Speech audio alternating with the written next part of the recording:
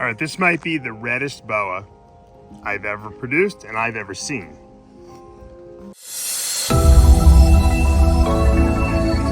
What's up, snake fans? Dave Palumbo here for Muscle Serpents Daily. Hope you had a great weekend. We had a couple things going on in the snake room. This past weekend, we had a clutch of ball python eggs, so we're gonna take a look at that. It's very windy here in Cape Coral today. It rained actually all day yesterday, which is always good for breeding, you know. Snakes always breed during the rain for some reason, or snow. We don't get snow down here, so rainstorms, hurricanes, put your snakes together, they're gonna breed. And we'll take a look at a couple other things I got going on also. A really, really, really cool boa. I don't know, a lot of people saw it on my Instagram. It's probably one of the reddest boas I've ever produced. We'll take a look at that. It's brother and sister we got. And we'll take a look at the full litter probably on Tuesday, but for now we're gonna look at that one litter, get a little sneak peek at that, and you never know what else we might see in the snake room. Stay tuned. All right, I wasn't even gonna open this tub up looking for eggs today because I didn't think this girl was even close to ready, but goes to show you what I know. This is a pastel mandarin fire girl, pretty sure on all those genes. We will find out. This is her first clutch of eggs she's ever produced. They look like they're pretty good eggs. And we bred her to a RUSSO ENCHI CLOWN. So once again, we're trying to make more mandarin het clown stuff with different combinations. Obviously I have my mandarin clown girl that I'm gonna be breeding hopefully at the end of this year, going into the next season. And I just want to produce more variation with the Mandarin Clown project. I just don't want to just produce another Mandarin Clown. We want to produce cooler Mandarin Clowns, super Mandarin Clowns, stuff like that. So we did this breeding. Fire and Mandarin work really well together, as you can see. And let's pull this girl and see what we got. All right, we got 5 nice eggs. Pretty good for a first clutch. We're gonna separate these guys and then we're gonna candle them and put them in there, the egg box over there. Put them in the incubator. In 60 days, we're gonna have some babies. Let's pull these apart and I'll show you what happens and I'll tell you how it worked out in terms of embryos. All right, that snake on top, that's my RUSSO ENCHI CLOWN.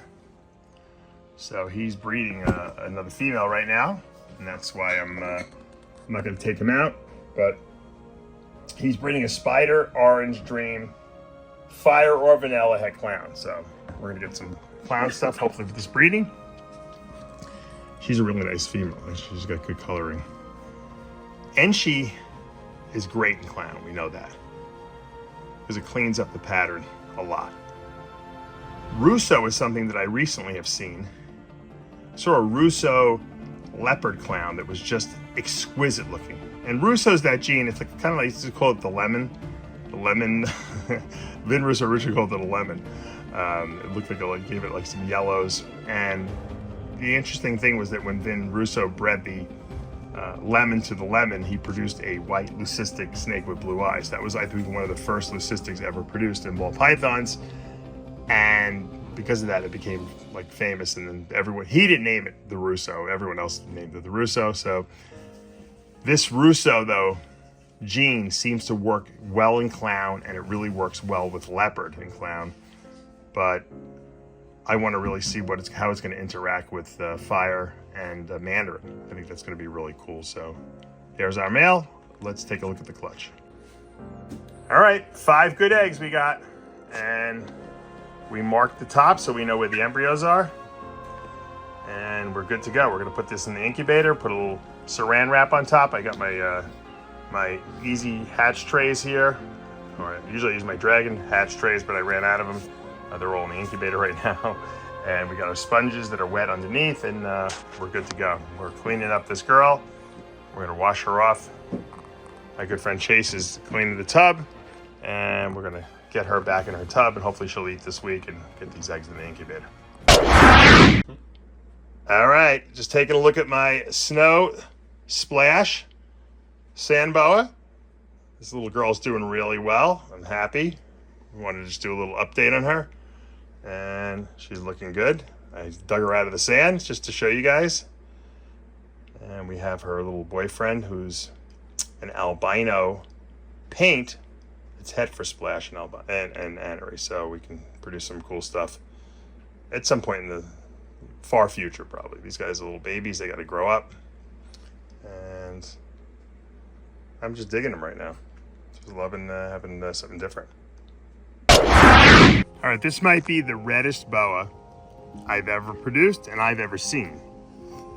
The saturation of this thing is unbelievable, and I don't even know if you guys will be able to guess the genes.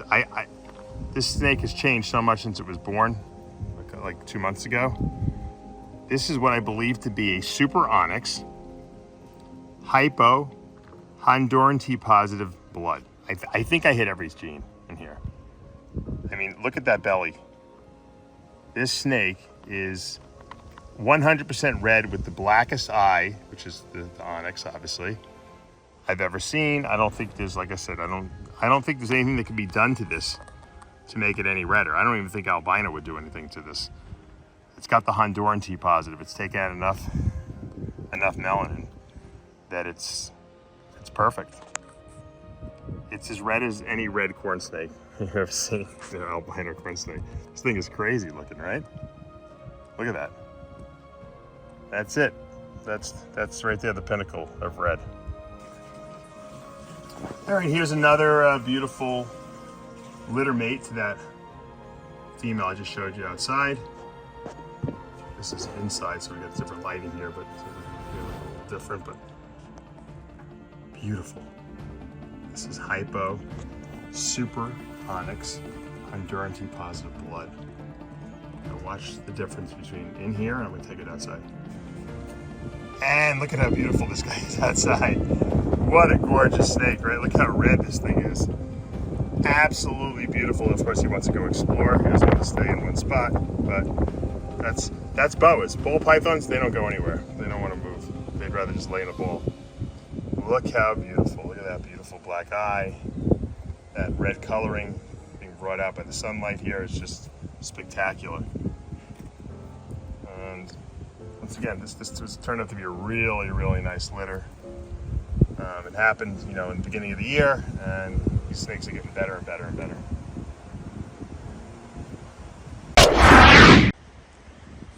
So, my turtles haven't been eating for 3 months now. So what I did was, at the advice of a friend of mine, he said, put them outside, give them some natural sunlight. So I've been putting them outside for about 3 hours a day, where they're getting, UV light, and they can bask. I give them a ramp here. The water, they can kind of chill out. It's warm, very warm water too. So that's good for them.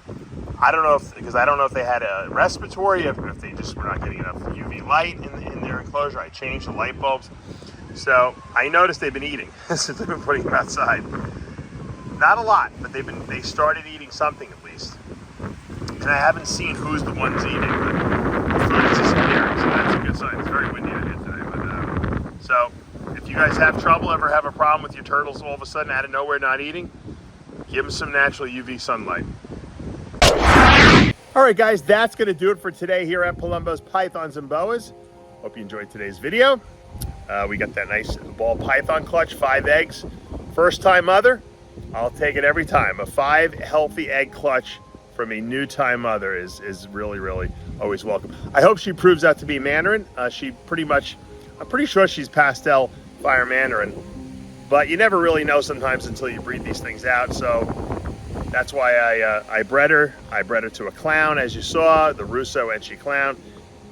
We should get some good babies. If there's Mandarin there, they're gonna look cool. Everything's gonna be het clown, so I'm pretty happy about that. And I'm always happy about the fact that we got stuff hatching in the incubator. So lots and lots of carpet python babies. We'll take a full look at those tomorrow. I think you're gonna be pretty pleasantly surprised, as was I. We had a few deaths in the egg, but probably I'd say we got about a 90% hatch rate out of that, which is good. I really don't want 50, carpet pythons. They're hard to feed, get going and everything like that, but we'll see those again tomorrow as well. It's interesting because my good friend Slav sent me a screenshot of a Facebook post by a boa breeder that bred a het sterling het blood to het sterling het blood and got a actual visual sterling blood. Something I've been trying to do. I have this pair. I can't get them to breed for some reason.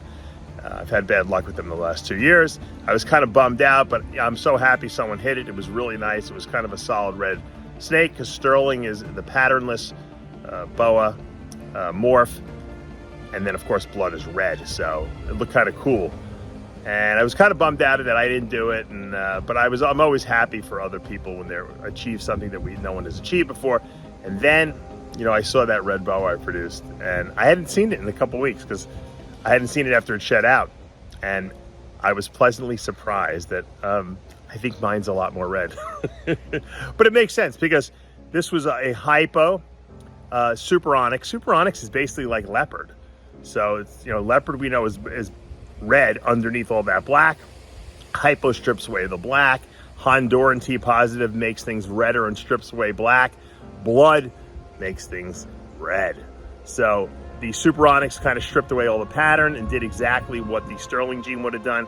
And in my case, I have a super dwarf boa.